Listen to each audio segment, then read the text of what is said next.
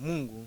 Même si vous avez un problème, Hata kama unakuwa na il y shida, a des solutions à tout yeye problème. ni jibu ya kila. Même si vous avez faim, Hata kama unakuwa na njaa, il a dit, la alisema même manière que je prends soin des oiseaux du jinsi ciel, mimi nashughulikia ndege za anga, je prendrai soin de na wewe toi. nitakushughulikia vile. Il dit, donc ne vous inquiétez de rien. Usiogope kitu, Ayez seulement la foi. ukwe tu na imani.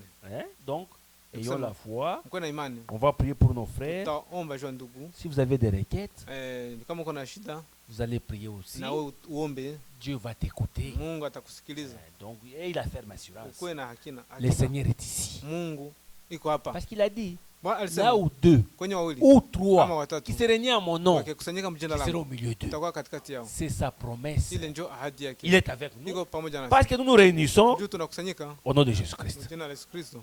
Et à la fin, frère Josué Kadima va Na prier. kwa mwisho ndugu yetu Jose On Kadima va taomba. chanter un peu. Hein? Tutaimba kidogo. Nitaogopa, nitaogopa nini gizani, gizani duniani, sikuachiwa, sikuachiwa peke, mbali, mbali na tumaini, Mwokozi yuko, Mwokozi yu karibu,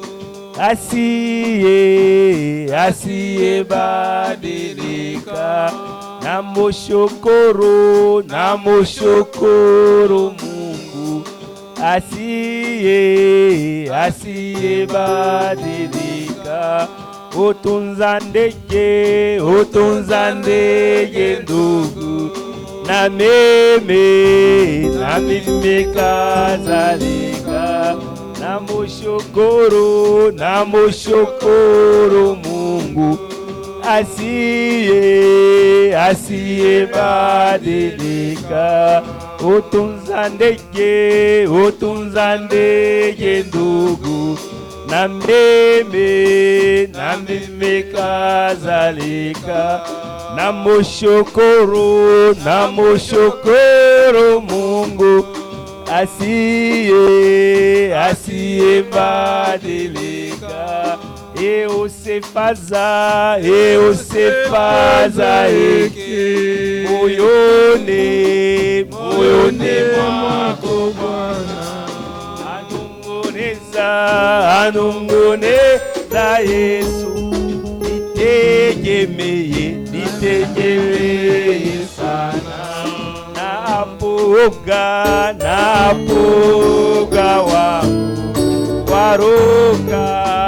waruka kwa hakika, namushukuru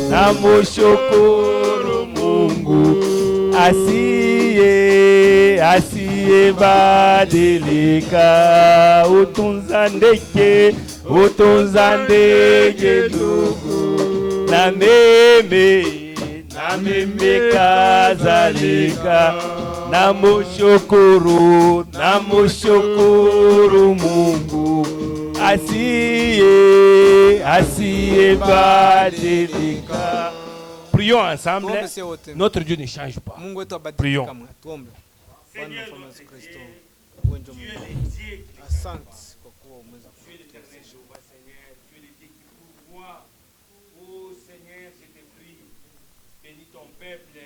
Nous sommes dans ta présence, nous croyons dans ta puissance. C'est toi qui as été avec Daniel dans la fosse au lion. C'est toi qui as été la force de Samson. C'est toi qui as été la force de David. Tu es aussi notre force. C'est toi qui protèges Israël. Tu es notre protecteur. Nous te prions, Seigneur. Souviens-toi de chaque personne qui est ici présente. Souviens-toi de ton serviteur. Quand nous, la peur quitte, mais nous voulons voir la vraie foi, la foi parfaite. Nous voulons faire un vrai combat. La foi qui était transmise au sein pour nous, nous voulons avoir cette foi-là en nous, Seigneur. Avec ce, nous allons faire des bons combats. Seigneur, il y a le frère Jérémie qui a des courses à faire à Montréal. Il a besoin de prières des saints. Que ta mère assiste à tout il va entreprendre. Et je te prie, Seigneur, souviens-toi de Rigobert qui a subi l'opération, qui doit subir l'opération. Mais toi, tu es le grand docteur. Seigneur, souviens-toi de lui. C'est toi qui as opéré à Dan. Il n'y a pas eu de traces.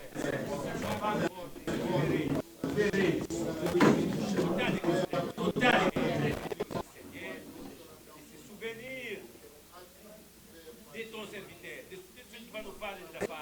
Seigneur, soyez ton serviteur, Seigneur, ouais.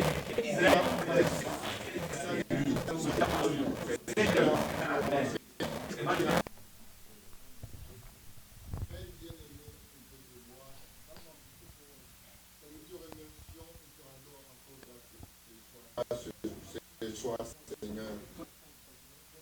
Voilà que tu nous accordes encore le privilège de venir dans ta présence. Umetupatia bahati ya kuja mbele yako. Ta parole est la vérité. Neno lako ni kweli. Amen. C'est toi qui es notre protecteur. Wewe ndio mlinzi wetu. C'est pourquoi nous avons foi de Ndio le maana tunatumainia wewe. parce qu'en nous sommes Ndani yako ensemble. tunakuwa ndani ya Père Céleste, tu nous as promis. tuahidi ndani ya neno lako. Wakati wa mwisho hakuna mwanadamu atafundishwa na neno. Wote watafundishwa na wewe. Père bien-aimé de sa Ushuke jioni ya leo Baba. oui, ton serviteur qui va nous Paka parler. mtakatifu wako. Afin que ta parole dans sa bouche Sema soit la neno vérité. lako lifanyike kweli ndani ya kinywa chake. Seigneur, Tunakuja kwako na mahitaji. Kumbuka ndugu yetu akiwa ndani ya hospitali. souviens-toi du Kumbuke fait qu'il Mungu mwenye envoyé iko Montreal. Oh Seigneur, qui c'est toi qui Tuwe nous kama as unjo sauvé. À la croix, il nous a dit que tout était Mambo yote accompli. yamekwisha. C'est pourquoi, Ndio maana Père, Baba, glorifie-toi à cette kwa ile occasion wakati pour la gloire de ton kwa jina nom. lako. Comment se termine avec nous? Nous te le demandons au nom de Jésus-Christ. Kristo. Amen. Amen. Bwana wabariki. La Bible nous dit, en toute circonstance, connaître vos problèmes Shida zenu zote au Seigneur Bwana par prière. kupitia maombi. Nous sommes partis à Montréal Tulienda na Etienne Montreal pamoja. pour chercher la chaise. Twende tutafute ile mimbari Et puis avant de quitter, mbele tutoke. j'ai dit on va prier. Nikasema tutaomba kwanza. Et là, on a voyagé. Sasa tulisafiri, On arrive juste chez moi. tukafika tu kwangu. J'ai oublié Nikasahau qu'on avait le porte-bagages. gisi tulikuwa na hii mzigo yule ya gari. Ouais, j'ai oublié. Nilisahau C'est dit chez moi, hein, kwangu il y a l'abri. kuko fasi kwenye garage pale kwenye mimi natiaka gari. Ile wakati mimi nafika kama mara mimi naingiza gari. Alors j'ai oublié que j'avais. Sasa ça. nikasahau gisi niko na mzigo yule ya gari. Mais comment on met tout dans les mains du Seigneur? Gisi sasa tunaiweka kaka vyote ndani ya mikono ya Mungu. Oh, quand je suis venu juste, je voulais entrer Sasa nilikuwa ninatafuta tu kuingia, pour tout arracher là. nasema vyote vingie ndani.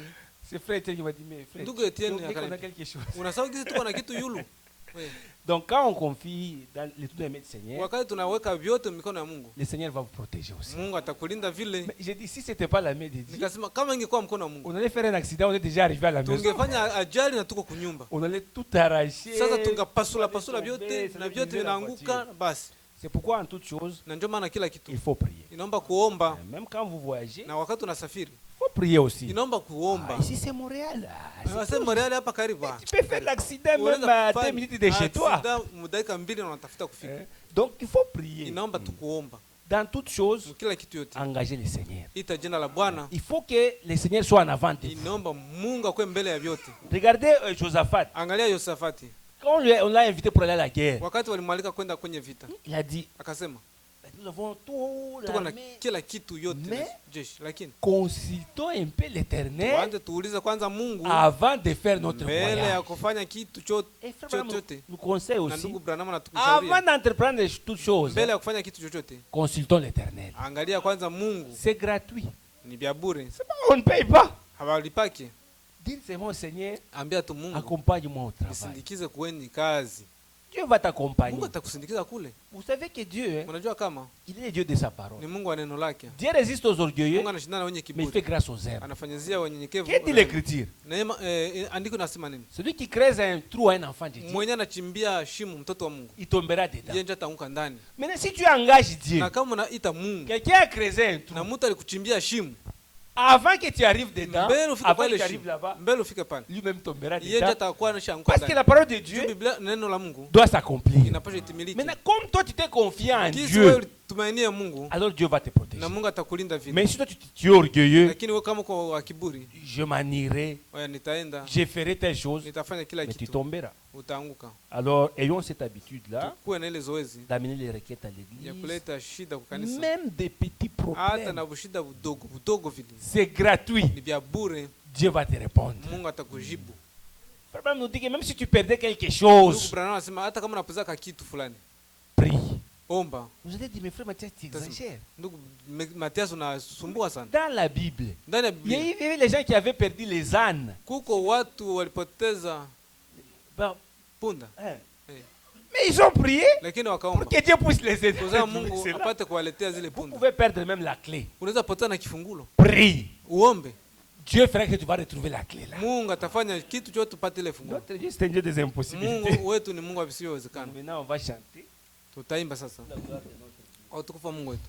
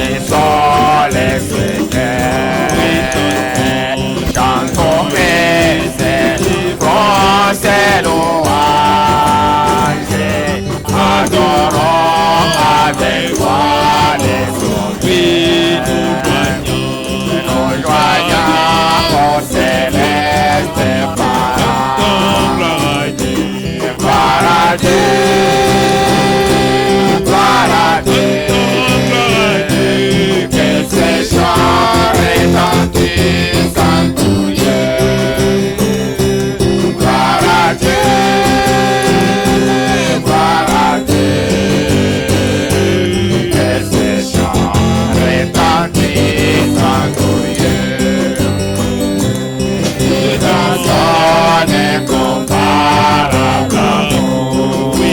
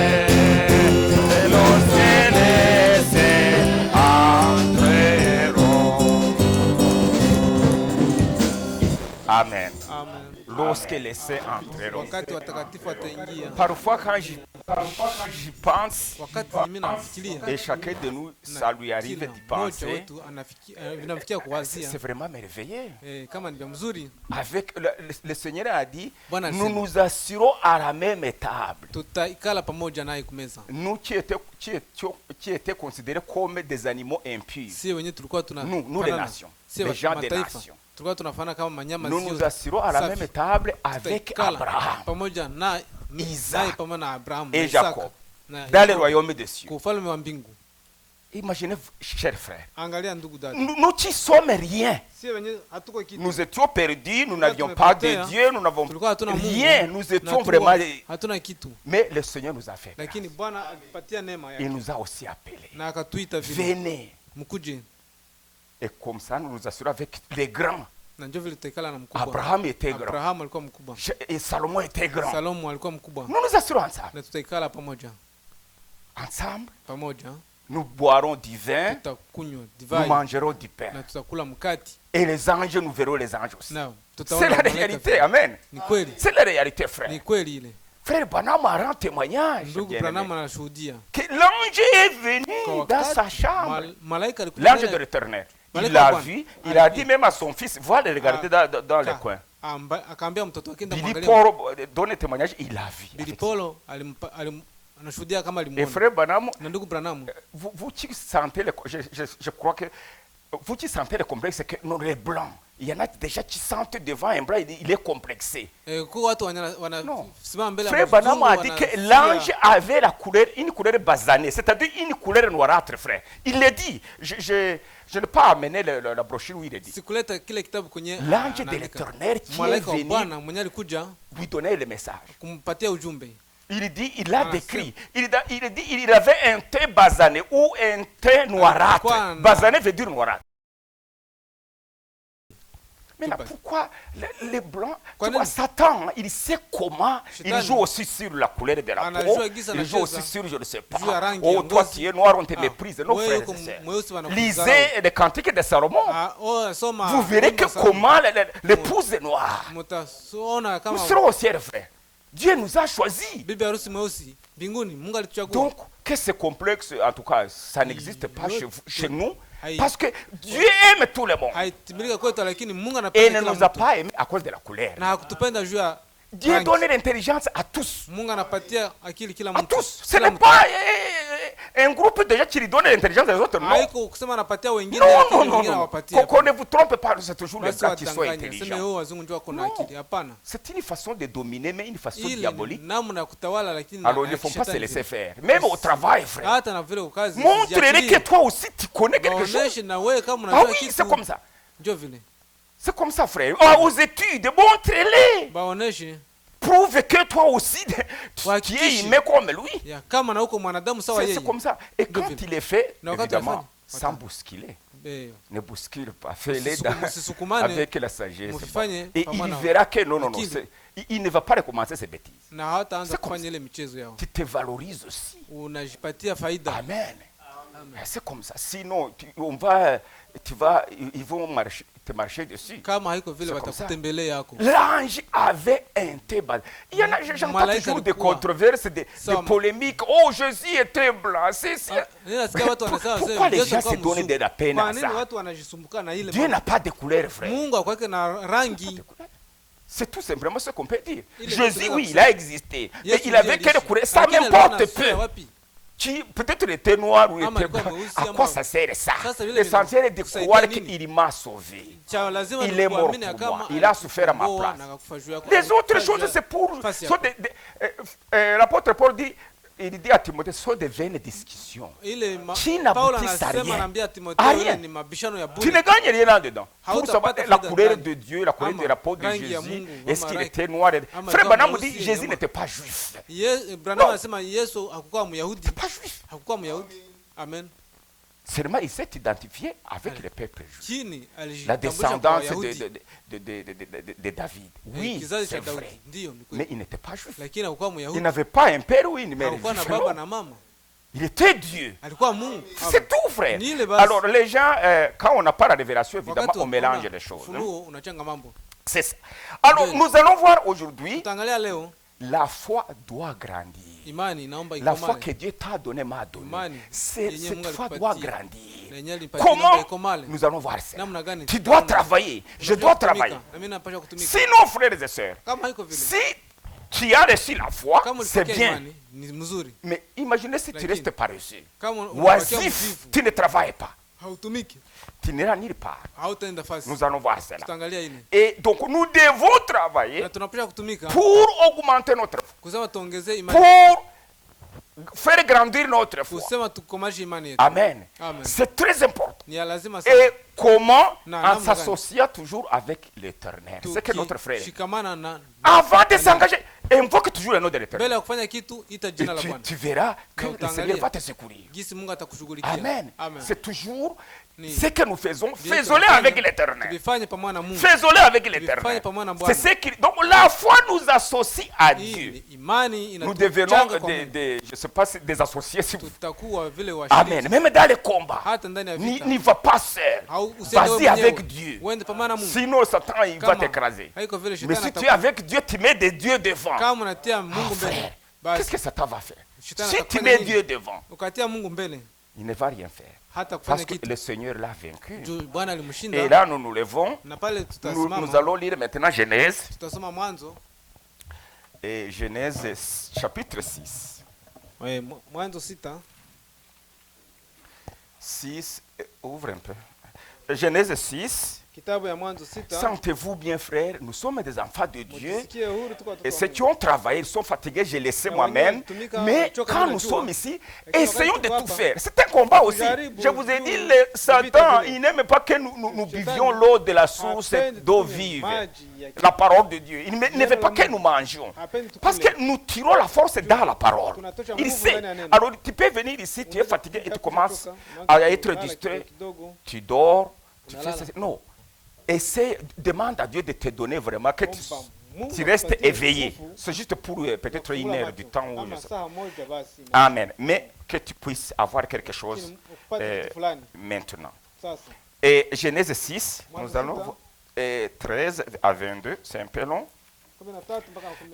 Genèse 6, frère Mathias, cher frère, tu peux nous aider à lire? Genèse 6, chapitre 6, verset 13 à 22. Oui. À 22. Amen.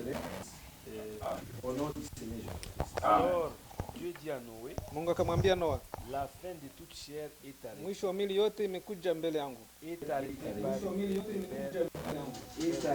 Maana dunia inajaa na jeuri. Kwa sababu ya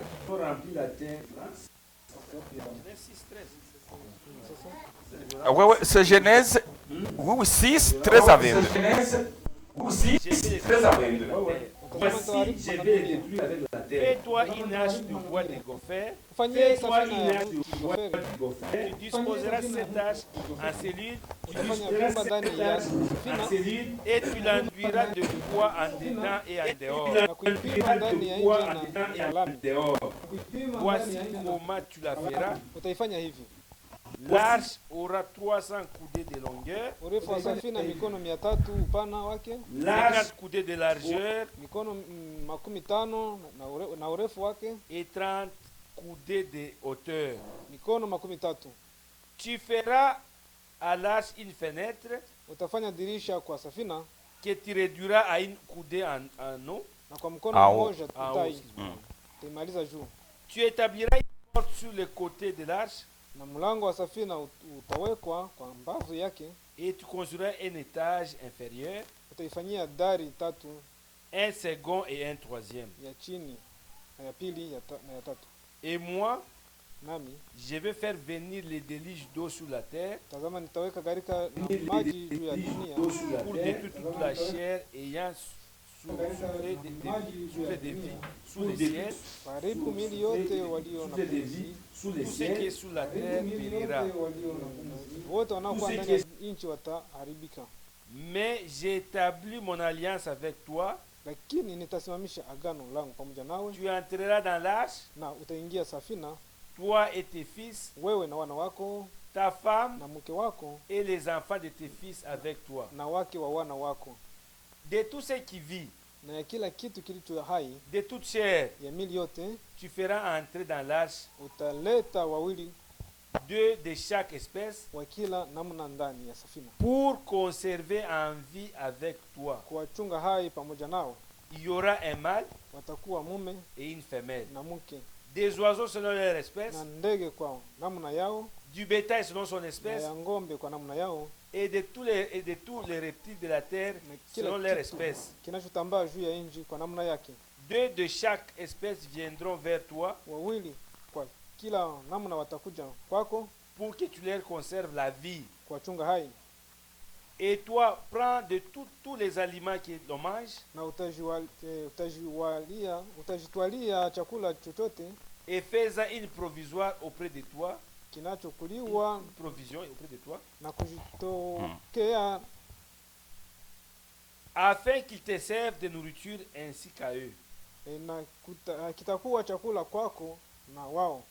C'est ce que fit Noé. Noa akafanya hivi Il exécuta tout ce que Dieu lui avait ordonné. sawa sawa Bwana alivyomwambia. Amen. Je vais continuer à lire 1 Pierre. Allons dans 1 Pierre, c'est 1 Pierre chapitre 1, 8, 9. Petro ya kwanza, Je vais aider mon frère aussi.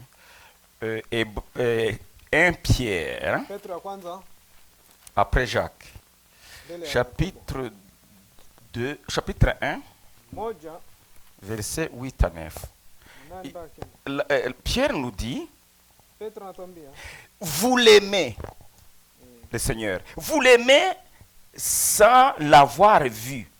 naye msiyemwona mumempenda, Vous croyez en lui sans le voir encore. katika yeye hata ikiwa hamuyamwona, Vous réjouissez d'une voix merveilleuse, d'une joie merveilleuse.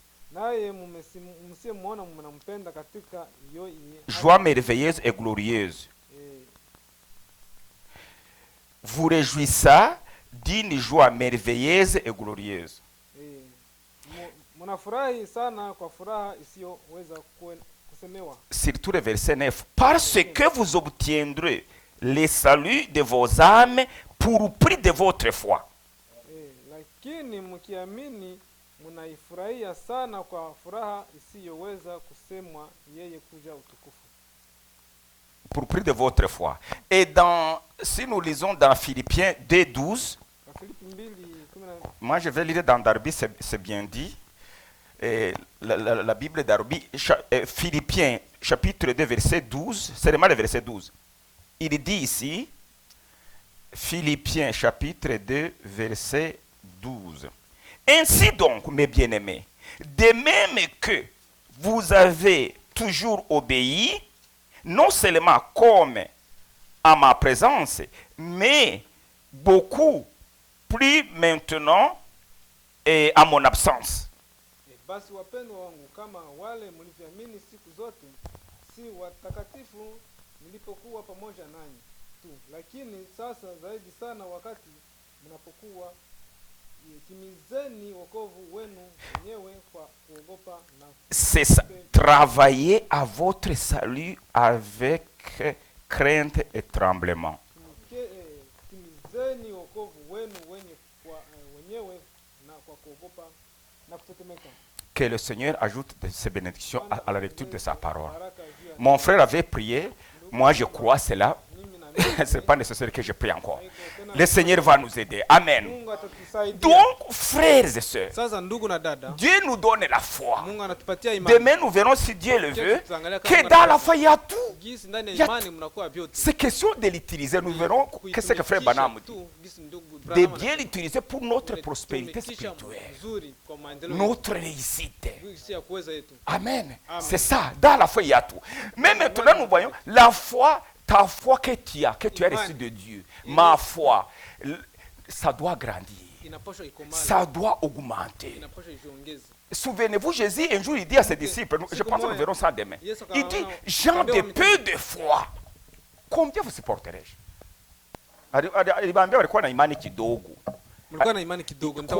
Combien de temps je vous supporterai?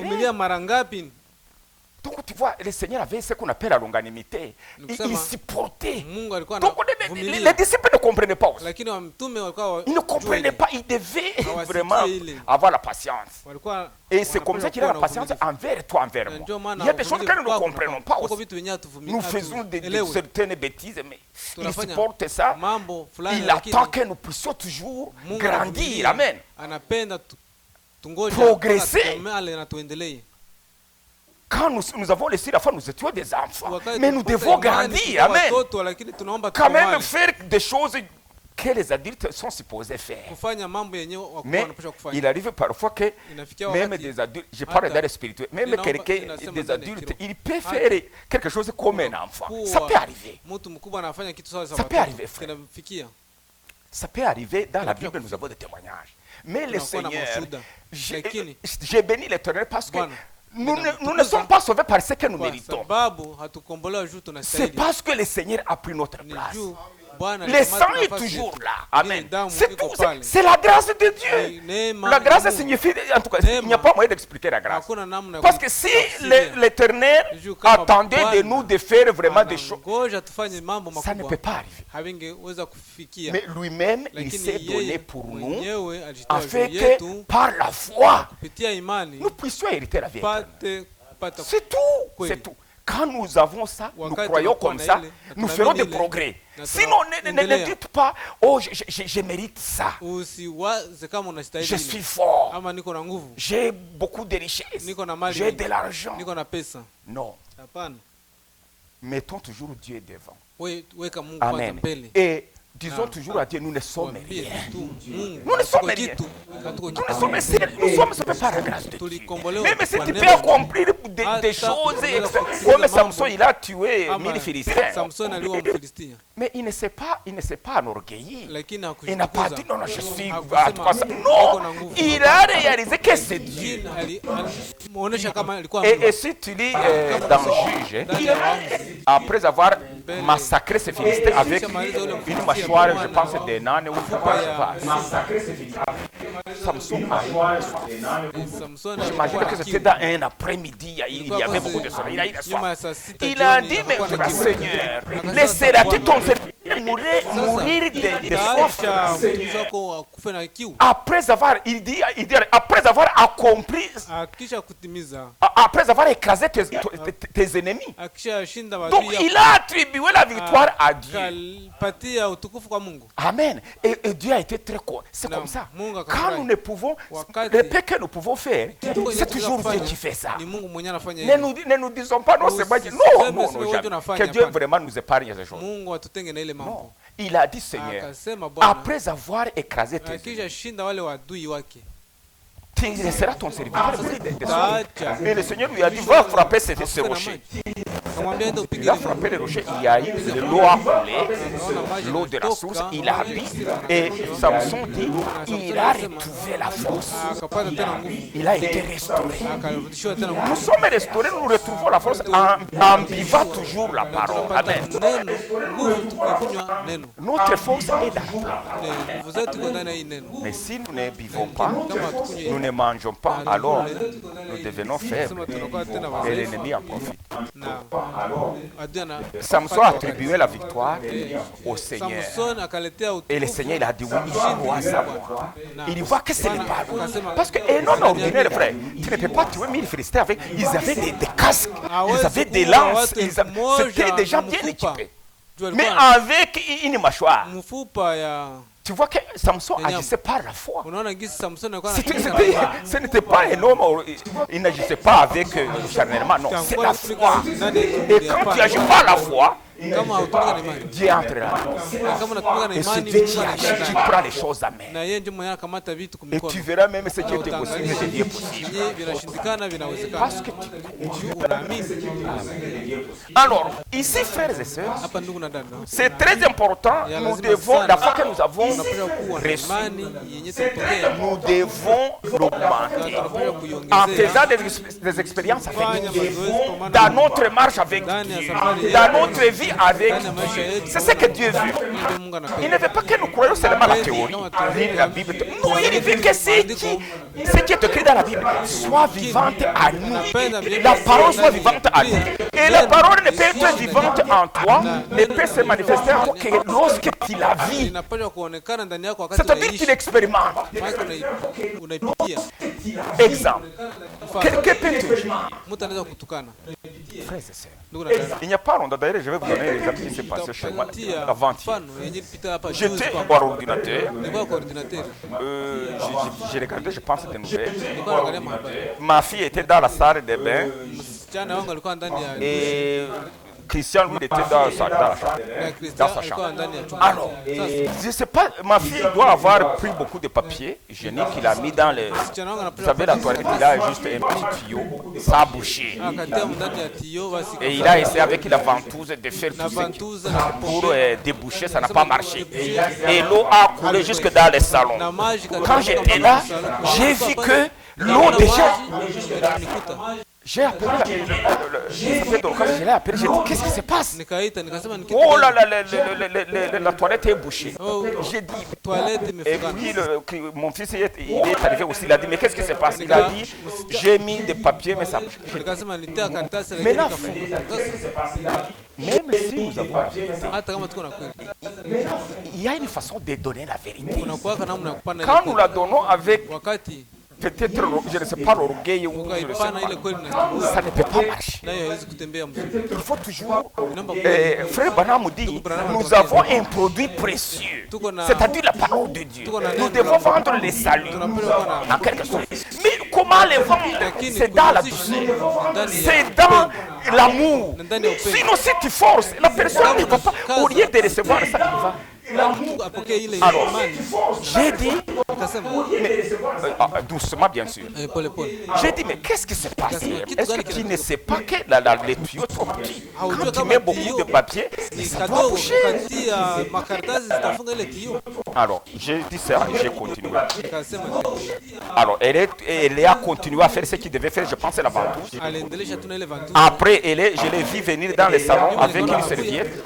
Il a essayé d'enlever qui coulait partout dans les salles. Moi, je pensais que c'est terminé, peut-être la toilette fonctionne. Après avoir essuyé l'eau qui était dans le salon, elle est retournée dans la toilette. Et là, après un instant, j'ai vu encore l'eau arriver. Finalement, j'ai perdu le pédale. Donc j'ai dit, mais qu'est-ce qui se passe? Il y a encore qui arrive. Et là, elle est venue maintenant, elle me dit, est-ce que où est-ce qu'on peut trouver une autre serviette? J'ai dit, la mop est là. J'ai acheté une mop avec, comment on appelle ça? Je ne sais pas si c'est chaudière. Je lui ai dit, prends la mop, c'est très facile. Allez, vélo. Elle n'a pas compris. Alors, quand elle n'a pas compris, j'ai senti quelque chose. C'est comme j'ai senti un peu l'impatience. J'ai dit, mais comment tu es une grande personne, comment tu peux faire ça? Je t'ai dit des choses que tu ne comprends pas. Et là, j'essaie de parler avec un ton. Mais là, elle aussi, qu'est-ce qui se passe? Elle s'est sentie frustrée, peut-être infantilisée, parce que la façon dont je lui parlais, je ne sais pas comment il a accueilli ça, mais elle s'est énervée aussi. Et là, frères et sœurs, c'était, mais Dieu merci, je me suis calmé, j'ai réalisé que je dois me taire, et puis elle a parlé, oh ceci, cela, ceci. Et puis, après, évidemment, je gardais le calme, et finalement, mon fils est allé dans la toilette, il a utilisé la ventouse, et mon fils, l'affaire est terminée. Mais je réalisais que, frères et sœurs, la douceur c'est quelque chose de très important. Et nous ne pouvons pas l'avoir, c'est que je vous dis. Nous devons travailler, frère. Il y aura quelqu'un qui va te... Surtout vous qui avez des petits-enfants. Oh, l'enfant peut t'énerver, tu peux même... Tu peux les frapper. Il y en a même qui tuent les enfants avec la foule. Parce qu'il y a des enfants, ils peuvent t'énerver, tu peux les tu payes, paf. L'enfant appelle la police, vous savez ce qui se passe. Prions pour que nous ayons la maîtrise des soi. tuombe Tu ne peux pas l'avoir si tu t'assois comme nous devons travailler, frère. C'est ce que je vous dis. La foi, pour avoir cette douceur, pour avoir cette tempérance, nous devons travailler. Tu dois prier, Seigneur. Ici, j'ai échoué. Mais Seigneur, je te montre, aide-moi. Tu t'agites. Aide-moi à ne pas m'agiter, Seigneur. J'ai la peur que les sorciers vont me tuer. Aide-moi, ôte cette peur. Et toujours en s'associant avec Dieu, tu pries Dieu, le Seigneur va te secourir. Si tu es son enfant, bien sûr, il va te secourir. C'est ça. Et plus nous gagnons du terrain, les droits, nos droits que Satan a confisqués, et c'est ça. Nous les récupérons par la foi. C'est ce que Dieu veut. Nous avons des droits dans la Bible. Mais nous devons les récupérer comme Satan. Ils sont dans les mains de Satan. Mais Dieu nous dit, je vous donne tout. Allez combattre pour les récupérer. Amen. Et pour y arriver, il faut dire avec Dieu. Engager Dieu. Amen. C'est de cette façon-là. Et nous gagnons du temps. Après la douceur, tu peux aussi avoir la patience. Il y a de haut. Parfois, on manque de la patience. L'enfant peut faire des bêtises, peut faire des bêtises. Mais souviens-toi qu'il est un enfant. Ça aussi, c'est déjà bon. Quand toi, en tant que père, tu te souviens, mais il est encore un enfant. Peut-être ce qu'il fait, il ne le réalise pas. Il n'a pas encore l'intelligence pour comprendre ce qu'il fait. C'est déjà un pas. D'abord, tu comprends que c'est un enfant. En plus, tu as une façon aussi de lui parler pour lui faire comprendre. Amen. Pas les bousculer. Parce que même si, quand on bouscule aussi, lui aussi il va se fâcher. C'est comme ça. Même la femme, c'est toujours comme ça. Tout doit se passer d'une manière que donne vraiment la douceur et la sagesse. Quand l'air monte, tu montes aussi. Il y aura collision, c'est fini. Et il n'y aura pas de sortie. Mais c'est quand nous grandissons, ces choses doivent se retrouver à nous. Amen. Et vous savez, nos frères qui ont été martyrisés, imaginez-vous, tu acceptes qu'on te frappe. Notre Seigneur d'abord. Imaginez le créateur de cieux et de la terre dans la chair. On lui crache dessus. On lui arrache la barre. Les mais qu'il a créé. On lui arrache la barre, il ne dit rien. On lui crache dessus. Les gens qui ont fumé la drogue, tu sais, les fumeurs, ils ont vraiment. Les crachats, ça pue. Il lui crache dessus. On lui frappe. Frère, il ne réagit pas. Les créateurs. Et pourtant, il avait le pouvoir seulement dire quelque chose. Tout le monde est fini. Et il est au danger, il est détruit dans une seconde. Mais il n'a pas fait ça. Pourquoi? Parce qu'il était amour. Il n'est pas venu pour détruire, il était venu pour sauver. Et d'ailleurs, à la croix, il a dit, Père, pardonne-les. Il les a pardonnés. Alors nous devons être comme lui, amen. Ne dites pas, ce n'est pas impossible. Travaillons. C'est possible. Dieu peut nous donner aussi ça.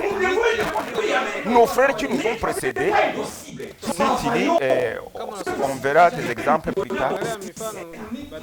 Dans Hébreux 11, ils ont accepté d'aller dans l'arène et être déchirés par des lions. C'est-à-dire qu'ils n'avaient pas peur. Donc, ils avaient grandi dans la foi jusqu'à affronter des lions. C'est ça. Donc notre foi doit grandir, doit augmenter à mesure qu'on fait des expériences avec Dieu.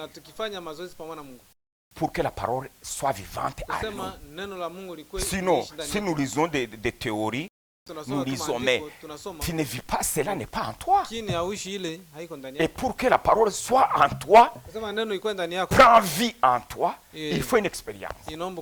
Et c'est pourquoi le Seigneur laisse des épreuves. Il nous laisse passer par des épreuves. C'est pour que la parole soit écrite en nous.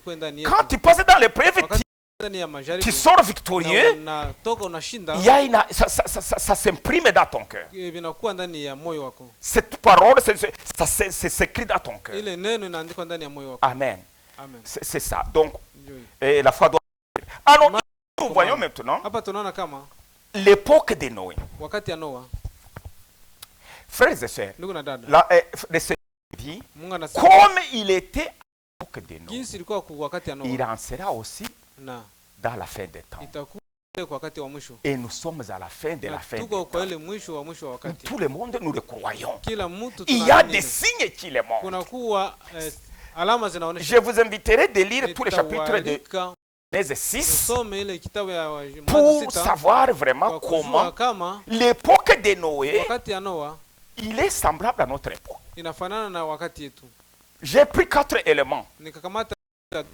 Donc, à l'époque de Noé, la Bible nous dit qu'il y avait une grande confusion.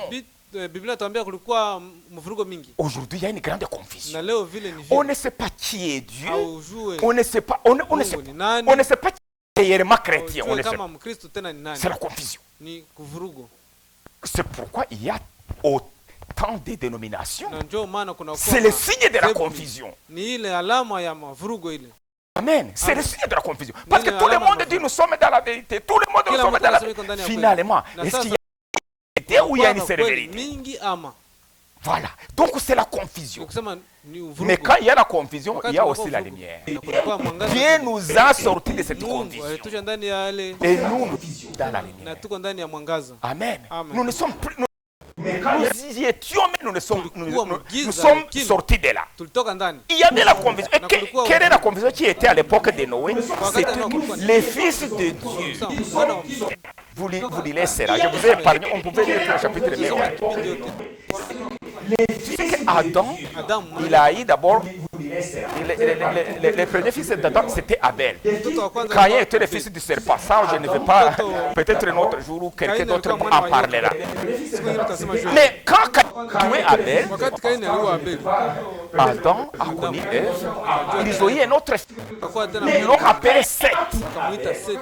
Et de là maintenant, de cette lignée de Seth, est sorti. Donc les enfants descendent de Seth. Il y a aussi Caïn qui était le fils de Satan. Il avait aussi une lignée. Ces 2 lignées étaient sur la terre. Et maintenant, il est arrivé un temps, dans les temps de Noé, Noé, quand il vivait dans cette arche, les fils de Dieu, les descendants de Seth, qui craignaient Dieu, qui adoraient Dieu, ils ont commencé à prendre des filles. Ici encore, chez les pentecôtistes, je ne les critique pas, ils ont un enseignement là-dessus. Ils disent que ce sont des anges du ciel qui sont venus prendre des filles des hommes. Et ils croient ici. Moi, je les ai entendus, ils croient ici. Et un ange ne peut pas, non. Un ange, c'est un être spirituel. Comment il peut s'unir à une personne physique? Je ne sais pas d'où viennent ces choses. Mais ce sont des faux enseignements. Malheureusement, les gens les croient. Ce sont des humains, les fils de Dieu, des hommes comme toi, comme moi, descendants de Seth. Ils ont pris les filles des hommes, des filles incrédules, les descendants de Caïn. Ils les ont pris comme femmes. Et là, ils se sont mélangés. Dieu n'aime pas les mélanges. Dieu n'aime pas les mélanges. Ne vous trompez pas un jour dire que les dieux des catholiques romains, c'est aussi notre Dieu. Ou les dieux non aussi. Frère, Dieu n'a pas épargné son peuple quand Balaam les a tendus un piège. Balaam les avait tendus un piège. Il a essayé de les maudire, vous vous souvenez, quand il venait de l'Égypte. Ça n'a pas, Dieu est intervenu, ça n'a pas marché. Mais Balaam maintenant, il a inventé, parce que Satan est trop rusé. Il a inventé une ruse. Il a dit à Barak, maintenant, moi je vais te dire ce que tu dois faire. Pour que ces gens-là pêchent contre eux. Faisons une fête. Je pense que c'était Bar Péor, leur dieu, le dieu de Moabite à l'époque. Alors, faisons une fête parce qu'ils avaient toujours des journées de fête, même dans l'Empire romain, où ils célébraient leur Dieu. Alors il a dit, faisons des barbecue et invitons-les. Comme ça, ils viendront. Nous leur dirons, n'est-ce pas, nous sommes des frères, votre Dieu, c'est aussi notre Dieu. C'est comme ça qu'ils leur ont dit. Et ils sont tombés dans cette le peuple de Dieu y est allé, pas tous, bien sûr. Il y en a qui sont allés, frères. Et puis, les Moabites, leurs filles, c'était des belles filles. Et ils ont commencé à les c'était.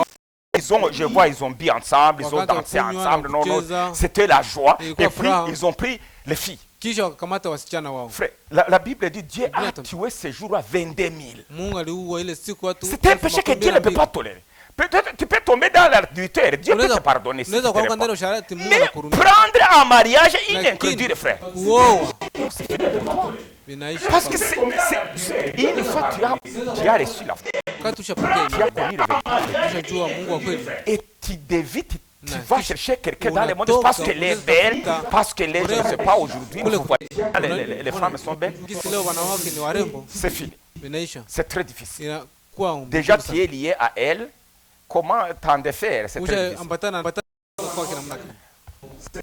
Alors, frères et sœurs, donc il y avait une confusion. Et quand Dieu a vu cela, il a dit, mon Dieu. Dieu a regretté pourquoi il a créé. Dieu a senti la colère. Comment les fils, mes enfants, mes brebis peuvent aller se mélanger avec ces gens-là. Descendants de Caïn. Alors, ça c'était un.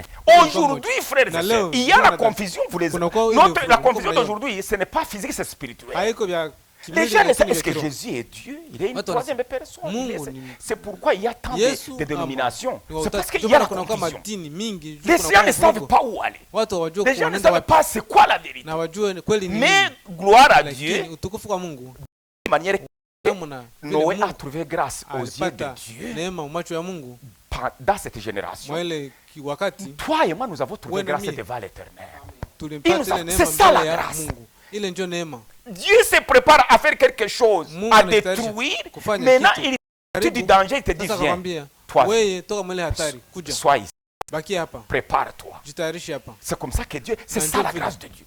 Dieu arrive, que te dit non, non, ne passe pas par là. Il y a un lion. Il est là, il t'attend. Passe par ici. Voilà. Mais si tu n'as pas quelqu'un pour t'avertir, il va te déchirer. Il va te tuer. C'est ça la grâce de Dieu. Amen. Dieu nous préserve des dangers. À l'époque de Noé, quand Dieu a vu ça, avant d'y arriver, nous avons un autre signe. Non seulement il y avait la confusion, parce que c'était un mélange. Aujourd'hui, nous connaissons la vérité. Mais ils ne savaient pas. Est-ce que c'est nous qui avons la vérité? Est-ce que ce sont les pentecôtistes qui ont la vérité? Est-ce que ce sont les baptistes? Ce sont les mormons? Il y a une grande confusion. Il y a aussi les géants. La Bible nous dit que les géants étaient sur la terre. Des hommes, je ne sais pas combien de mètres, des géants. Ils étaient sur la terre, des hommes géants. Les descendants de Caïn. Et la Bible nous dit, même ceux qui sont nés de ces géants, qui avaient pris les filles ceux qui sont nés des filles et des hommes avec les fils de Dieu, c'était aussi des géants.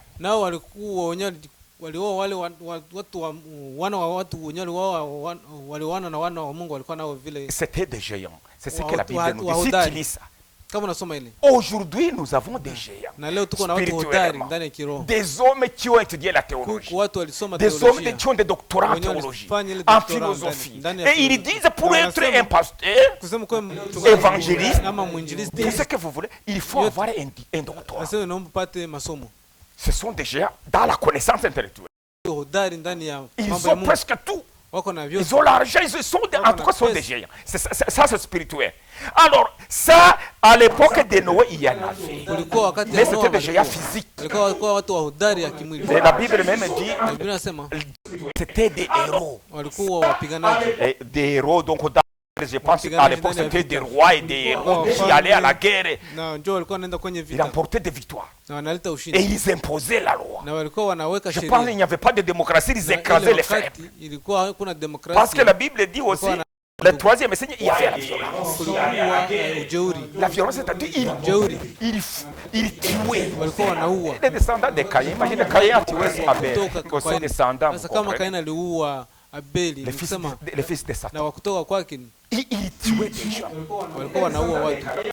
Il y avait toutes sortes de violences. Et aujourd'hui, il y a toutes sortes de violences. Il tue les gens. Même la violence. Imaginez-vous combien de gens qui meurent sous la doctrine de la Trinité. Nous avons des millions chez les catholiques. Regardez chez les catholiques romains. Regardez chez les... Ils ont des millions. Qui les suivent et qu'on nourrit avec la doctrine de la Trinité. Et c'est ça la marque de la bête. Ils sont morts spirituellement parce qu'ils croient en un Dieu ce qui n'existe pas. Amen. C'est la violence spirituelle. Ils tuent. Et aussi, c'est dans cet état-là, et comme je l'ai dit, il y avait aussi la violence. C'est les mêmes. À l'époque de Noé, la Bible, il y avait une grande beauté. Quand on dit beauté, c'est chez les femmes. Les filles des hommes étaient devenues très belles, jusqu'à séduire les enfants de Dieu. Est-ce qu'aujourd'hui les femmes sont belles, non? Frère Branham dit, aujourd'hui tu ne peux pas trouver une femme laide. Même quelqu'un qui est laide, il se maquiller, il essaie de se transformer. Ils ajoutent sur des choses, des couleurs.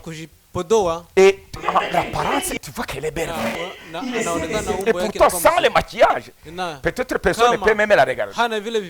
Les femmes sont devenues tellement belles. Au point que même les enfants de Dieu peuvent, ils commencent à les envier. Même ils peuvent en prendre des femmes. Si tu ne fais pas attention, bien sûr, tu peux en prendre. Et si tu l'amènes, c'est la mort. C'est la mort. C'est la mort. Et j'ai entendu un frère qui prêchait à Goma. Il dit, frère, il mettait en garde les frères et les frères qui vont chercher des filles dans les dénominations. Il les amène.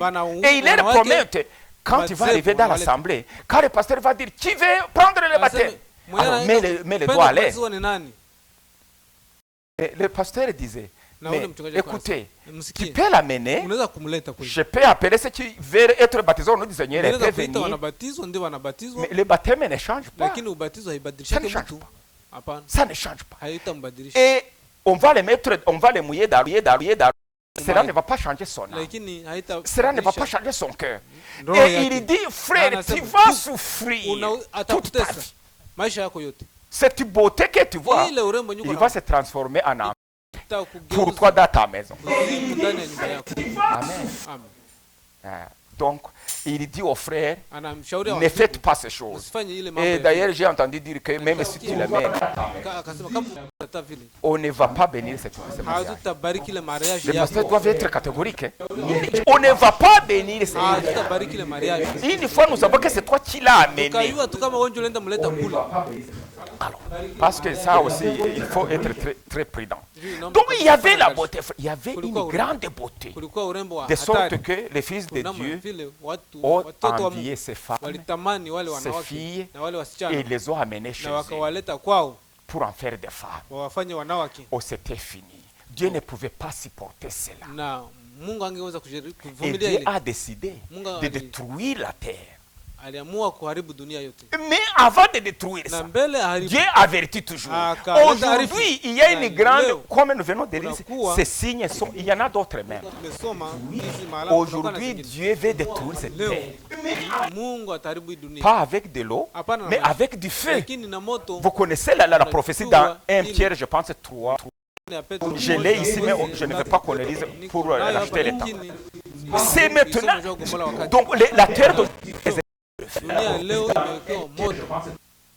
Et les gens peuvent se dire, est-ce que d'où proviendra le fait? Je me souviens, frère Kalima Josué, il nous avait prêché ici, il dit, toutes ces maisons que vous voyez, c'est de l'électricité, non? Il y en a qui sont chauffés par les gaz, il y en a qui sont chauffés par l'électricité.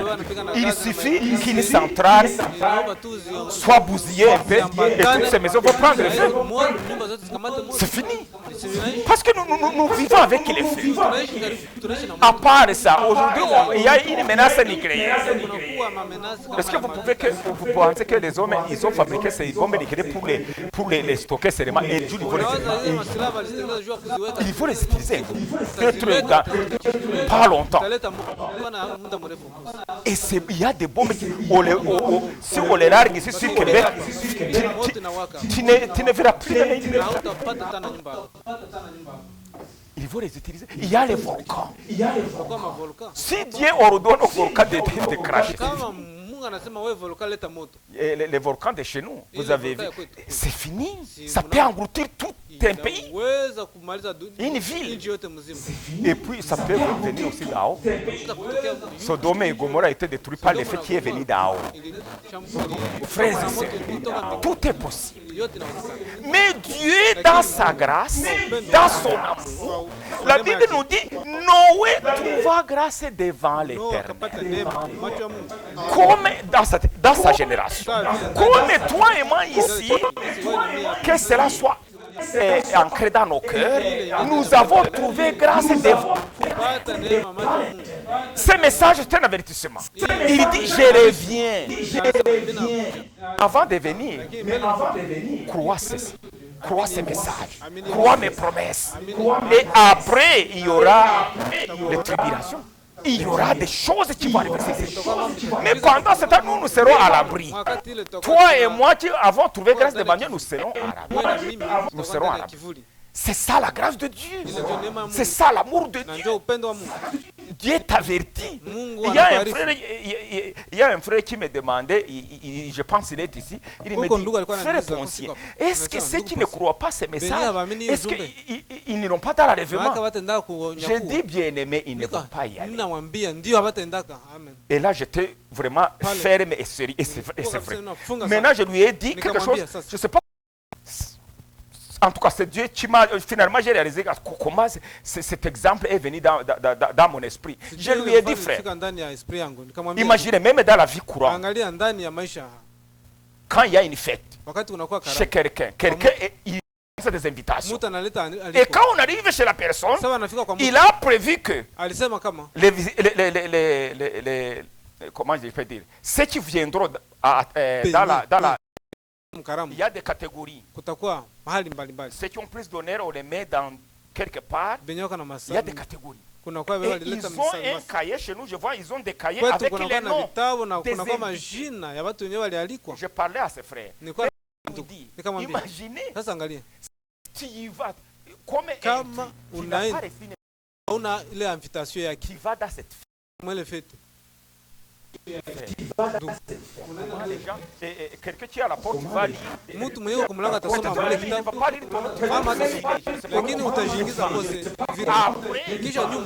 La personne qui a il va.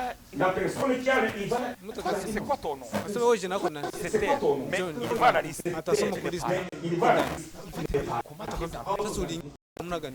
Je lui ai dit, ça c'est dans la vie.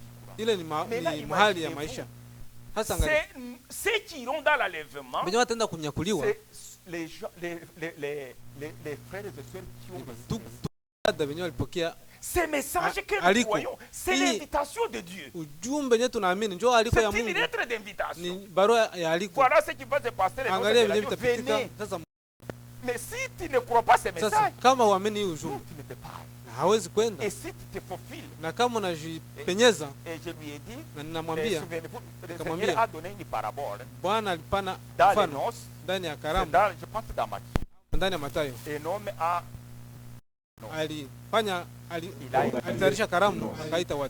Maintenant, ça c'est en Orient, on fait toujours ça. En Israël, les Proche-Orient. En Israël, alors quand les invités arrivent, on les donne des uniformes. Alors Jésus donne un parabole. Il dit ceux qui étaient invités, ils étaient tous en blanc.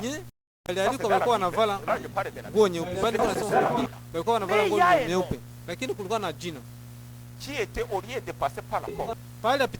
Et Jésus est la porte. Au lieu de passer par la porte, il a passé par yeye alienda pitia mdirisha akajiingiza akaonekana ndani ya chumba sasa. Na sasa l'organisateur de la fête, mwenye harusi ndio mwenye harusi aliingia ndani, alikuwa anajua kama benye bali aliko wanapaswa kuvala nguo za kufanana mweupe zile zinafanana Roho Mtakatifu. Sio wote bila tenda mbinguni tunapaswa kuwa na Roho Mtakatifu ndani yetu. Kama hakuna tutaenda. Biblia inasema ndani wa Roma kose anasema benye bana roho wa Mungu habako watu ya Kristo na Kristo habajui. Mungu anajua wake wakati wanakuwa na Roho Mtakatifu. Na mwenye harusi alifika akaangalia mtu anavala namna nyingine. Ilikuwa ya dini, mtu wa kidini iko na mafundisho mengine na haamini neno lote. Wakati wanamwambia kama Yesu Kristo ni Mungu, anasema ni mtu wa tatu. Ubatizo mjina la Baba la Mwana, akasema hapana, ni ubatizo mmoja tu, ni vyote ni mmoja. Si watu tutaenda mbinguni. Anajipenyeza. Na wakati mtu aliingia akaangalia akasema wewe uliingia hapa namna gani? Regarde les autres, ils portent des habits. Angalia wengine wanavala mavazi. Sasa wewe il a ordonné qu'on les lie. Na aliruhusu wamfunge, liez-les et jetez-les. Funge mikono na miguu mtupe nje. La Bible dit, Biblia inasema le Seigneur ajoute là où il y aura de grincement des dents. Pale ndio kutakuwa kulia na kusaga meno. Ile ni après l'enlèvement, il y aura la mateso ile. Nyuma kunyakuliwa kutakuwa. Donc parce que lui n'avait pas yeye alikuwa hana aliko à cause de l'orgueil, juu ya kiburi yake, il a dit non. C'est la même sawa sawa. Sasa leo kuna juu ya jina vyetu tunatumisha Biblia moja. Ndio vile watu wakisema wanashikia. Hapana. Nous avons la vérité. Tuko na kweli. Nous croyons la vérité. Na tunaamini kweli. Le message nous a jumbe tu ramené à la foi de nos pères, kuimani ya baba zetu. Amen. Différentes frères. Ici les femmes ne prêchent pas. Hapa wanawake wahubiri. Les femmes ne portent pas des chèques. Wanawake wakataka nywele. Wavalake mapantalo ile. C'est ça les uti wa mgongo ya. Amen. Et c'est ça qui oui, c'est veut dire Jésus est sauvé. Wanaweza kusema Yesu Kristo na vingine vingine. Lakini mafundisho kitu chenye utagusa. Usiguse kile. Ile ni yetu ile. Alors, maintenant frère, sasa ndugu, Noé trouva grâce de Dieu. Noé akapata neema macho ya Mungu. Et Dieu l'a dit. Mungu akamwarifu. Dieu lui parla. Mungu akamwambia. Noé a entendu la voix. Noé alisikia sauti na akaamini. Ile Dieu te donne des âges. Mbele Mungu akupatia ushuhuda. Anakuambia cha kufanya. C'est faire connaître kwako. Anajifanyisha kwako. Juu utamtumikia. Hawezi kutumikia Mungu mwenye ujui. Na Mungu apenda kile. Na alijifunua kwa Noa. Na akamwambia Noa, ya lazima sana wewe fanya safina. Fais-toi une arche. Jifanyizie safina. Toi-même tu dois le faire. Wewe peke ndio utaifanya. Tu as reçu la foi, c'est fini. Dans la foi, demain nous verrons que dans la foi il y a tout. Sasa ndani imani kuna kwa vyote. Maintenant, wewe peke unajiokoa de cette génération. Ça c'est la porte ule ni anasema siku ya Pentecoste 3000 ont reçu la foi. Watu 3 wakapata imani na wakabatizwa kwa jina la Yesu Kristo. na akawaambia mujiokoe. Unapaswa kutumika, unajiokoa, na tunaamini kama ndio kuokolewa kwa neema ile tunajua, lakini tukitumika na kulala sasa Mungu atafanya juu yetu, hapana. Lakini kujiokoa na kizazi na Petro mwenyewe alisema vile alikuwa anajua kama Bwana ndio maana haokoa, Bwana jana haokoa. Kwa nini Mungu akamwambia Noa, wewe peke ujifanyizie safina? Mungu akampatia mpango na akamwambia angalia kisi utafanya hivi, akampatia mpango kisi alipatia Paulo, tuliona hivi, akamwambia na wewe ujifanyizie safina wewe peke. C'est dans l'arche que tu vas ndani ya safina yenye utajenga, na njoo ile itakuokoa wewe mwenyewe. Amen. La même foi que tu as laissé, c'est la même foi qui t'a sauvé. Pata na njoo ile imani itakuokoa. L'apôtre Pierre dit nous sauverons au prix de notre foi. Sema Au prix de notre foi. Tutakomboa nafsi zenye ziko juu ya imani yetu. Na Mungu anasema ujifanyizie. Et notre plan, c'est la parole de Dieu. Amen. Et nous croyons la parole de Dieu. Tunaamini neno la Mungu. Nous croyons la parole de Dieu. Na tufanye itie ndani ya matendo. Tuseme ipate kuishi ndani yetu. Et Dieu lui a donné, Mungu alimpatia Dieu lui a donné la hauteur, la largeur. Kuna vipimo Comment vyote. il va avec la largeur? Il va avec ce qu'on appelle des poids. C'est à l'Irak et à Kuwait. Il y avait une sorte de Lami. au lieu, parce qu'il y a des clous à l'époque, Kulikuwa hakuna misumari. des planches, et à l'intérieur, on met des ciments. Leo kama unatajenga wanatia simani juu ya kuimba tinde kwa hapo. Lakini ile wakati balitumikisha miti sawa vile lami. C'est ça ce qu'il a utilisé pour que les planches kusema mbao vraiment il n'y a pas une ouverture. Zipate kukamatana kusifungulikana. Quand il va frotter l'eau, mai itaingia pale isingie. Il lui a donné tous les plans. Mpango yote mrefu très important. cha nyeki ngoja lazima akamwambia na ufanye etage. Donc l'arche avait 3 niveaux. Ilikuwa na vyumba vitatu. Kwetu mfano wa Kristo safina. Ili na maisha Kristo. Kristo ndio safina yetu. Amen. Tunapaswa tumike na imani yetu Mungu alitupatia. Tupate kuendelea. Imani yetu iongezeke. Na ituendeleshe mbele ya Mungu. Na ituinue mbele ya Mungu. Amen. Amen. Dieu est descendu vers nous par Jésus-Christ. Il est venu. Mungu alishuka kwetu kupitia Yesu Kristo. Akajinyenyekeza kututafuta. Na kupitia imani yetu tunapaswa tupande twende kwa Mungu kupitia imani. Nous devons chercher Dieu. Kutafuta Mungu na kutumika. De plus en plus nous nous élevons. Gisi tunakomala jusqu'à ce que nous le rencontrerons. Amen. Mpaka saa yenye tutamkuta kupitia imani. Alitupatia vyote. Maintenant, na Dieu dit à Noé, Mungu anamwambia Noa, fais un étage inférieur. Fanya étage. Le premier étage inférieur. Fanya dari ndani. Qui est aujourd'hui le type de la justification. Yenye na maanisha mfano wa dans Romains 3, je pense. Ndani wa Roma 3. Lisons Romains 3. Tusome wa Roma 3. Romains 3. Chapitre 3. Chapitre 4, verset 3. Romains. Wa Roma 4:3. Juste là, il y a beaucoup de versets qu'on pouvait lire, mais on peut lire seulement ces versets. Romains 3. Écoutons ce que la Bible nous dit. Après, je vois le temps. Alors, Romains 3. Et là, nous lisons Romains 3, Romains 4, verset 3. Il dit, si je ne me suis pas trompé. C'est ça. Je suis dans Corinthiens. 4, verset 3. Il dit ici, car, c'est ça, car que dit l'Écriture, Abraham crie à Dieu et cela lui fit imputer à justice. Kwa maana maandiko yanasema nini? Abrahamu aliamini na ilihesabiwa kwake kuwa haki. Kuna kwa maandiko mengi tunakukamata. Lakini wakati unaamini unapata imani.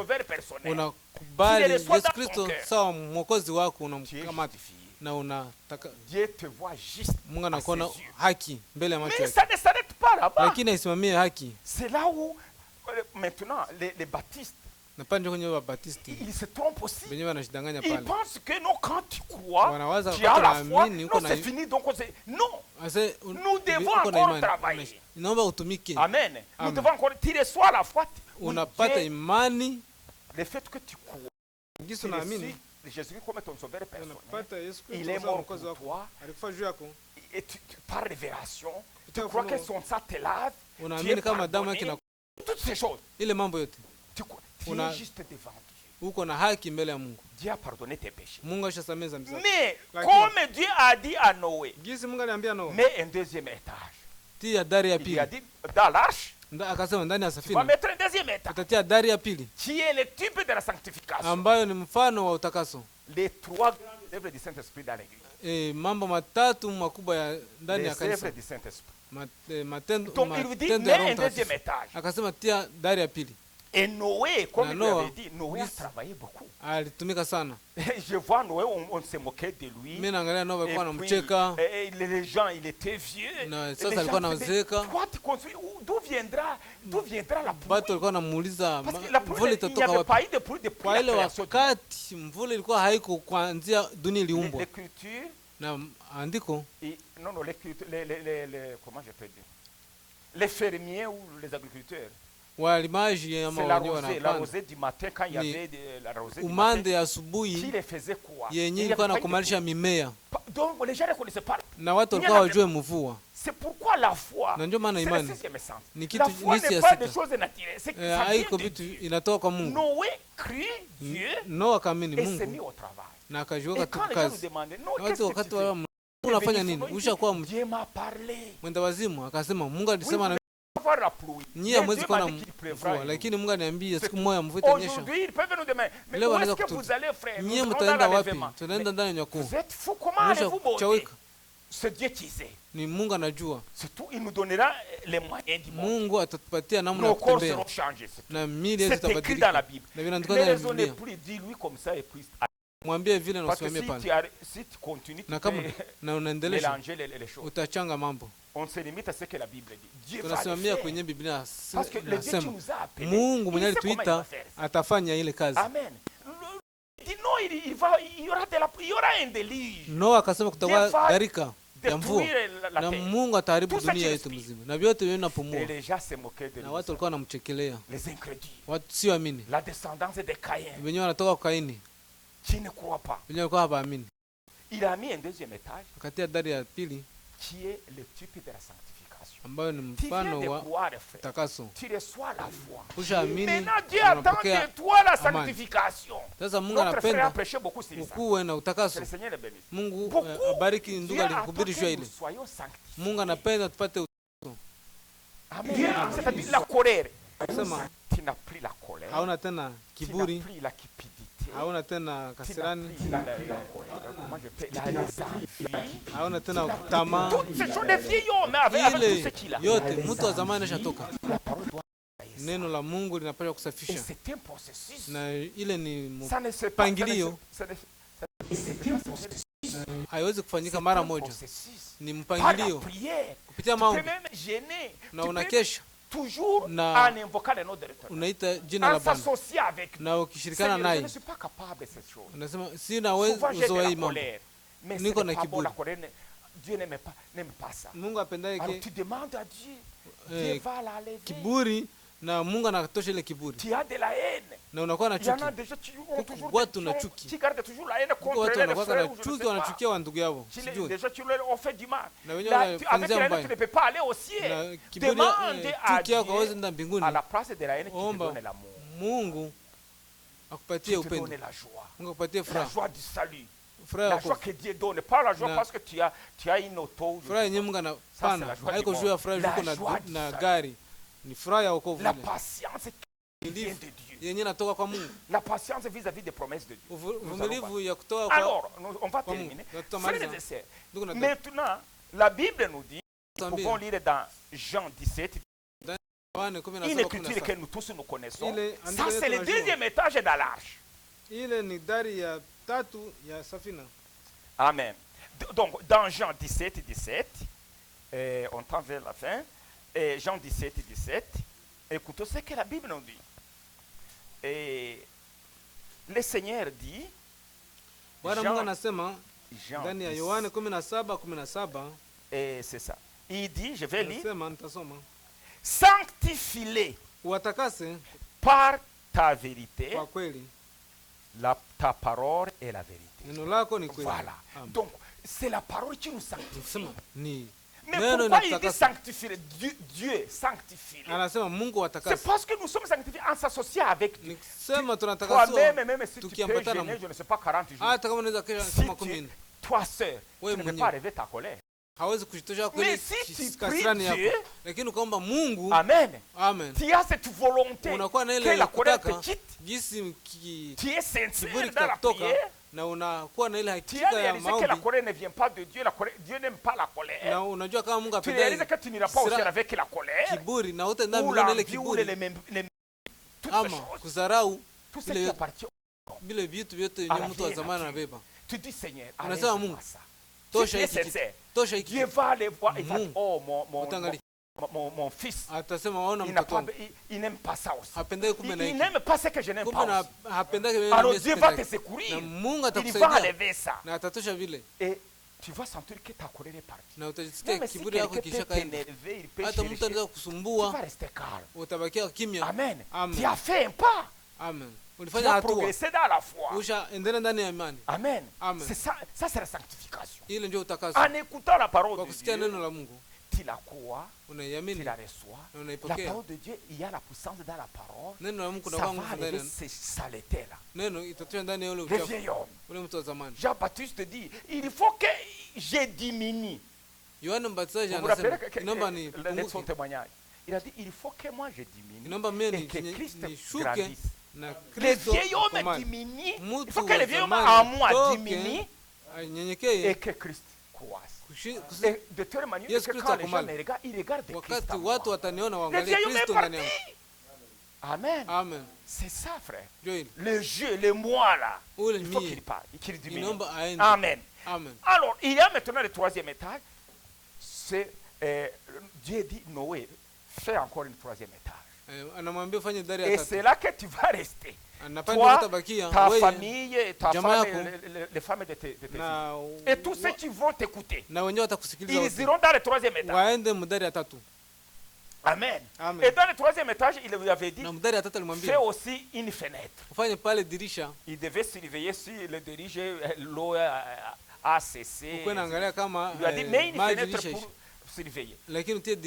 Amen. Donc, Noé a cru, il s'est mis au travail. Il a fait travailler sa foi en construisant l'arche.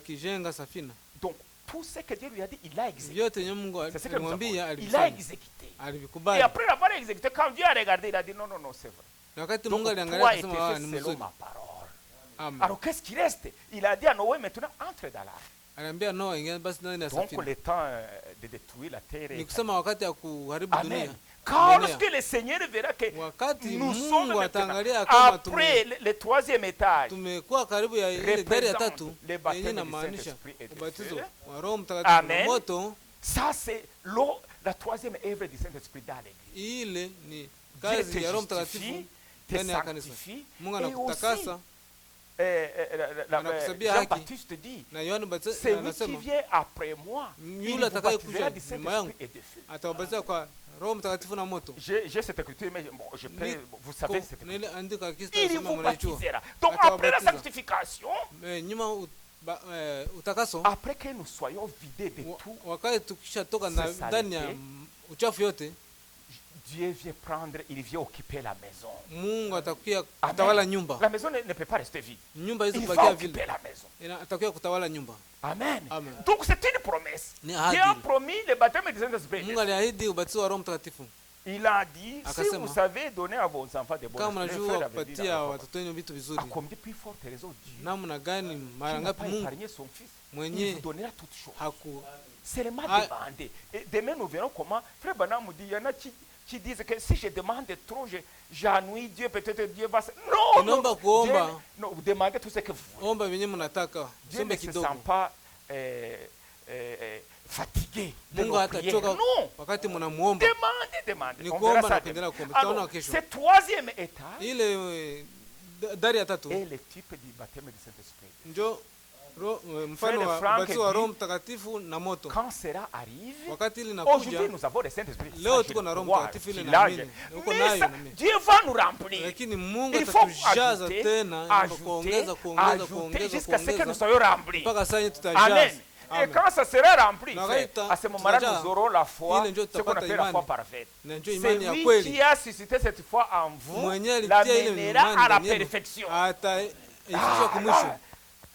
Ça sera, c'est ce que j'avais dit, ça sera vraiment, on fera de grandes choses avec Dieu. Na ile ndio Amen. nilisema tutafanya vitu Voilà. maajabu pamoja na Mungu. Les baptêmes du Saint-Esprit, Ubatizo wa Roho ce Mtakatifu sont des na moto. niveaux, tu crois, Ni kusema ni tu viwango grandis, la vya foi kukomala. grandit, la foi grandit.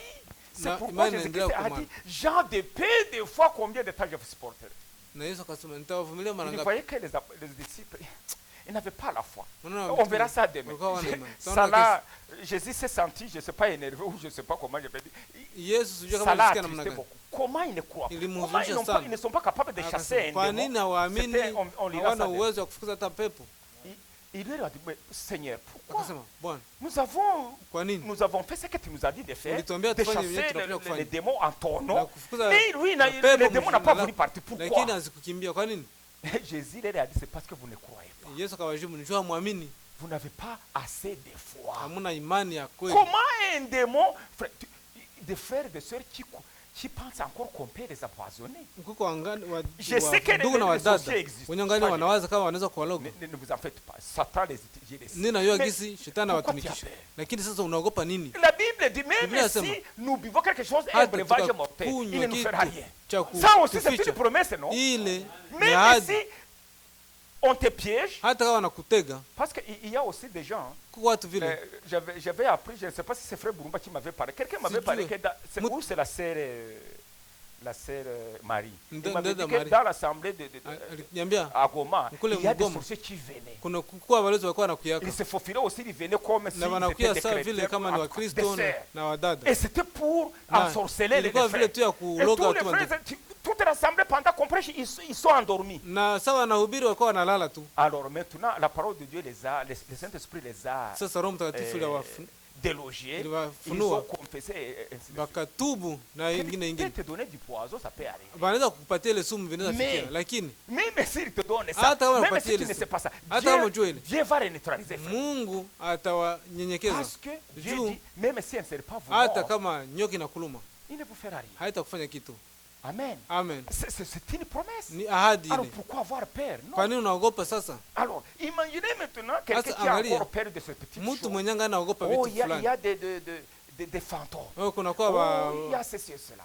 Oh, j'ai entendu bazimu. Kuna une kwa hiki na sœur, hiki. par exemple, dans la maison, il Nilisikia cherche dada son pagne ndani ya nyumba ou son anatafuta habit, il ne retrouve kitambala pas. Oh, akipate. peut-être on va me, Oh, peut-être akose- quelqu'un l'a volé, on va akose me mtu fulani ensorceler avec ça. alikiiba ama wataniloga juu ya ile.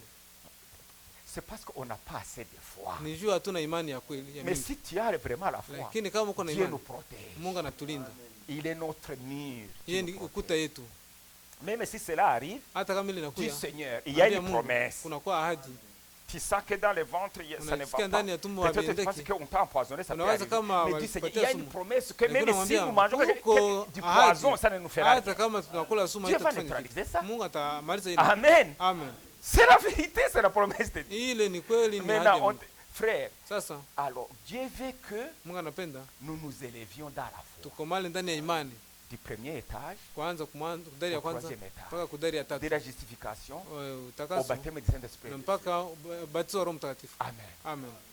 Travaillons Tutumike avec crainte et tremblement. na tuogope na Travaillons à kutetemeka. notre salut avec Tutumike crainte juu ya et wokovu wetu tremblement. pamoja na woga na kutetemeka. Amen. Amen. Le salut c'est gratuit, Wokovu mais ni nous bure, devons travailler. lakini Nous naomba kutumika. devons, c'est-à-dire aller chercher les droits que le diable Uenda nous a kutafuta confisqués. haki Tu n'as yenye pas la shetani joie parce que alitunyang'anya.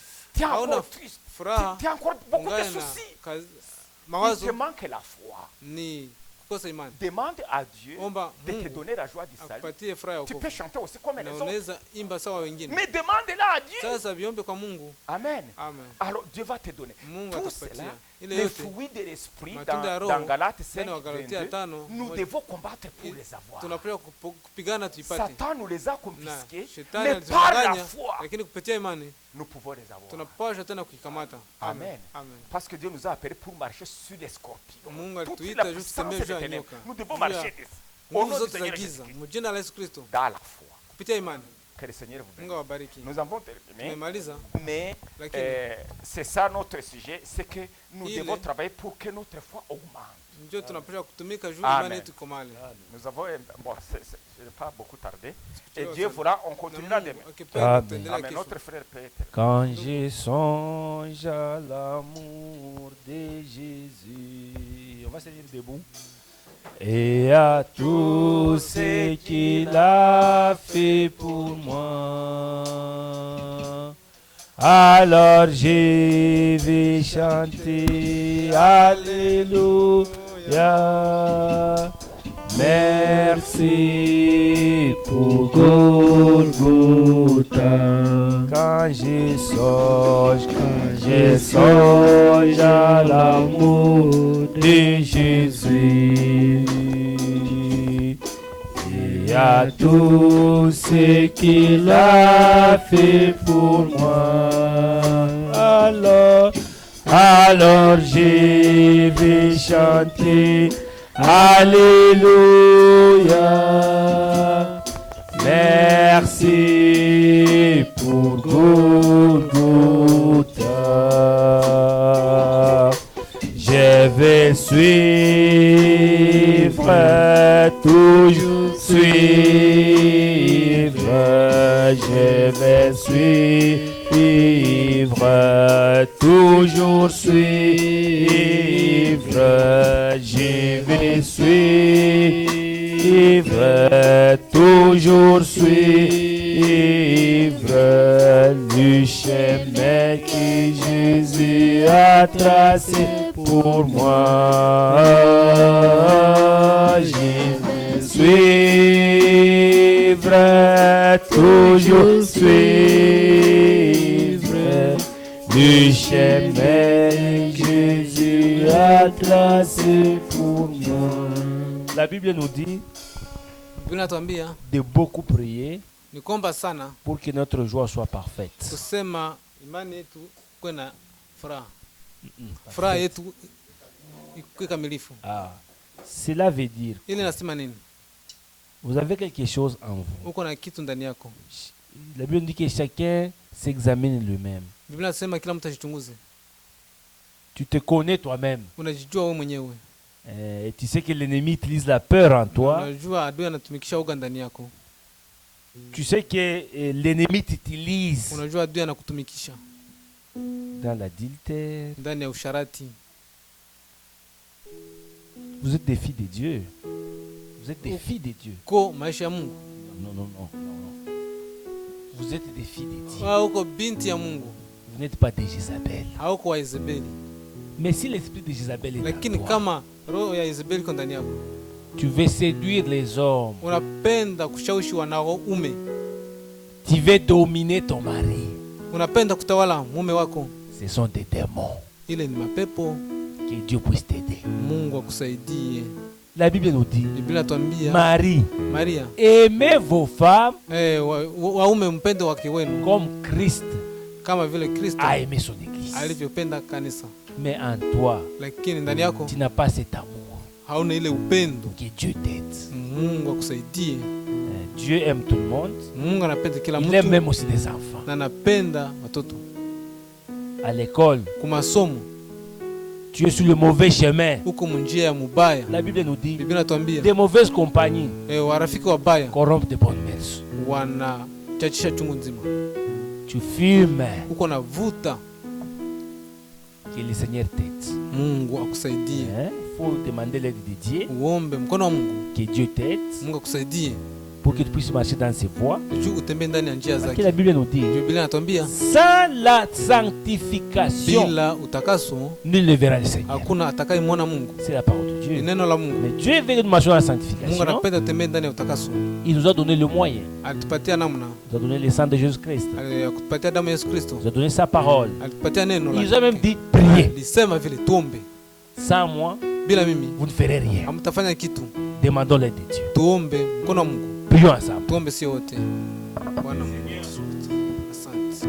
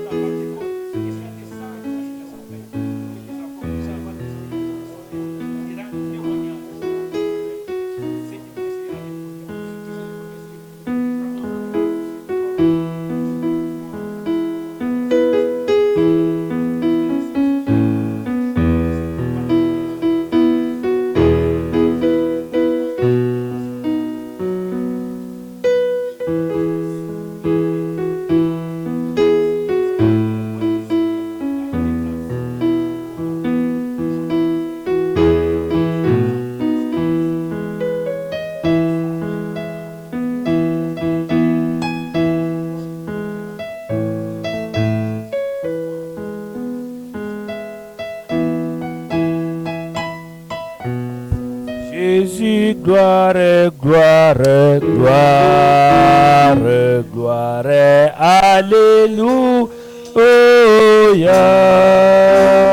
gloire, gloire,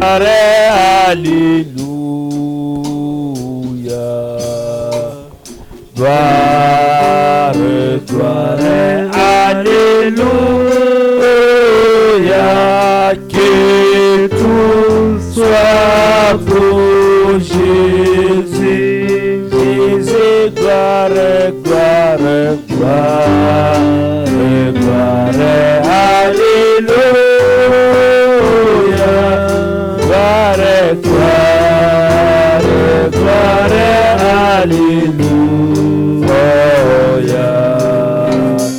gloire, gloire, alléluia, que tout soit pour Jésus. Je vais prier. Seigneur notre Dieu, Bwana Mungu wetu, que l'honneur et la gloire te reviennent. tukufu na heshima ikurudilie. Tu nous as aimés Ulitupenda avant la fondation du mbele ya monde. kuwekwa misingi ya ulimwengu. Et tu nous donnes ta parole, Patia tena neno lako qui est la lumière, ambayo ni mwangaza pour nous éclairer. tuangazia. Tu nous donnes ta parole Patia neno lako pour que nous devenions les enfants de sema la tupate lumière. kuwa watoto wa mwangaza. Tu nous donnes ta parole Unatupatia neno lako pour que nous devenions les sels de ce monde. tupate kuwa watakatifu wa hii dunia. Nous te disons merci pour Tunasema cela. asante kwa ile. Seigneur, Bwana, tu ne changes pas. badiliki kama Tu es le même hier, jana, leo aujourd'hui na et leo, hata éternellement. milele.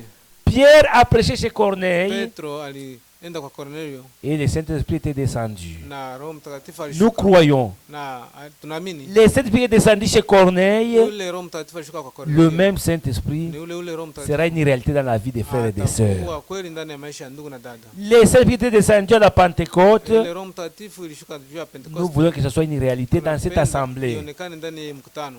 Bénis chacun de nous. Bariki kila mmoja wetu. Bénis ton serviteur. Bariki mtumishi wako. Inspire-le encore, Seigneur. pour que demain, nous soyons encore bénis. Sois avec nous sur notre chemin de retour. Bénis des frères, des sœurs qui soutiennent cette œuvre par leur présence, par leur dîme, par leurs offrandes. C'est toi qui as dit, mettez-moi à l'épreuve si vous ne verrez pas de bénédiction. Que cette écriture soit une réalité dans leur vie. Bénis-les au-delà de toute mesure. Au nom de Jésus-Christ, nous avons inspiré avec foi. Amen. Amen. Vous pouvez vous asseoir, nous avons terminé. Quand nous venons à l'église, ce n'est pas une perte de temps. On est venu, on va rentrer, puis on revient. Non, non, non, non, non, non, non. La Bible nous dit, la parole de Dieu, c'est comme la pluie, c'est comme la neige. Quand elle tombe, il laisse des traces. Ce que vous écoutez, ça laisse des traces en vous. Et même Paul dit, j'ai planté, Apollo arrosé. C'est lui qui va faire croître. C'est le Seigneur. Il fait croître quoi? Ce qui a été semé. Donc chaque fois que nous écoutons la parole de Dieu, c'est une semence qui est semée à nous. C'est ce qui nous fait croître. Et la peur va partir. Baloji, ça va finir là. Ne faisons pas publicité pour les diables. Faisons la publicité du royaume de Dieu. Nous sommes les citoyens du ciel. Comment je vais passer tout mon temps à faire la publicité du diable? Oh, Baloji. Mais tu fais la publicité. Faisons la publicité du vainqueur de Golgotha. Jésus a tout vaincu. On va chanter le dernier cantique. Frère Poisson, vous allez passer les paniers ici.